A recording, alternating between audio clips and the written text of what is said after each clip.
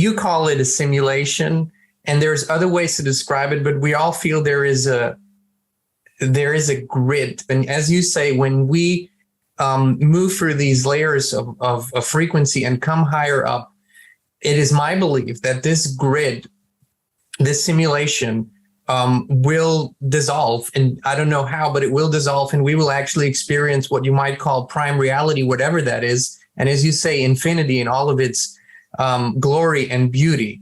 So today, people are become, through their spiritual practices, but also through their practical deeds every day. A lot of people, millions now, are looking for ways to make that happen in their own lives. And it is as much inner work as it is becoming self-sufficient, independent, reconnecting with what we perceive to be nature anyways, because it harmonizes us. At least it does it to me. It harmonizes me with the Great Spirit. Do you think that this reharmonization with nature as we perceive it, and the self-sufficient movement, people becoming, going back to more simpler ways of living and community and family and local groups, do you think that this is a or the path? And do you see that being a viable solution for a future moving forward? I think that this simulation is what the Gnostics called back in the 400 AD and before in Egypt, and the writings have been found in Nag Hammadi in Egypt, about 80 miles north of Luxor, in 1945 in an earthen jar, which confirmed this. They believed that they talked about what they called a bad copy, that this world was a bad copy of prime reality. And when you read those texts and bring them into the current world, the modern world, they were describing a simulation. Well, they were describing. And so for me, this is what has basically happened. You have a prime reality, or let's put it another way. You have a website. You take a copy of the website. Now you've got a copy of the original website. The original website goes on existing as it always has, in the form that it always has. But now you have a copy, and you can start changing it. You can start changing it so it becomes less and less like the original website. And what I feel, having looked at this in so much detail over so long, is that a copy of prime reality was taken. It's like a digital copy, imagine that. And so prime reality continues to exist. And in a much more higher frequency, higher dimensional way. But this is, or was originally, a copy of it.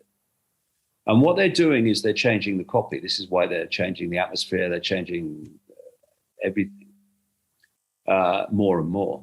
And so sometimes when people have near-death experiences, they say that they experience an earth, which is kind of like this one, but totally different. All the colors are more vibrant. People are happy. People are joyous.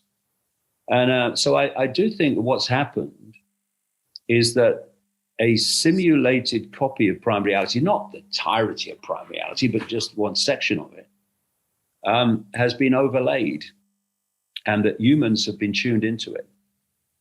So the manipulation of the human form has tuned us in to the bad copy. And it literally is, going back to what I said earlier, symbolically, well, very close to literally, they have manipulated us to put a headset on for a virtual reality game. So imagine you're standing in prime reality and you've got a headset on. You're not experiencing prime reality. You're experiencing what the headset is feeding you as your reality, as your information of who you are, where you are, etc. That's what's happening, because this This simulation is not a physical construct. It's a information source. It's like a field of information, which we're constantly not just downloading, but interacting with, like an interactive cosmic Wi-Fi. And so if you go through your whole life with a headset on and never take it off, then the headset information becomes your reality. That's basically what's happening. And the body, the five senses, what we, touch, see, etc., is an expression of the simulation. It's designed to interact with the simulation. And so the simulation seems so real to us because we're actually in a, quote, body that is part of the simulation. And so the answer is to go from the body to consciousness, which is potentially beyond the simulation. And so when you do, you start tapping in to prime reality, which is feeding you a different reality to simulated reality. You know, imagine if a mind was in a Wi-Fi field and the Wi-Fi field was feeding it its reality. That's basically what's going on. And we're decoding that reality from waveform, which is what the field is, the simulation field, through the five senses. The five senses take waveform information. They turn it into electrical information, which is fed to the brain, and then the brain decodes that through various parts of the brain that specialize in sight and hearing and taste, smell, etc. And the brain takes that electrical information and it decodes it into holographic information. So this external world that we experience is not external at all. It's all going on in here. And what's, if you like, external is the waveform field, which we are decoding into what seems to be an external world, but is actually not. If you look at a computer in a Wi-Fi field, what it's doing, it's taking information from a radiation field and it's decoding it and putting it onto the screen in a totally different form. That's what we're doing.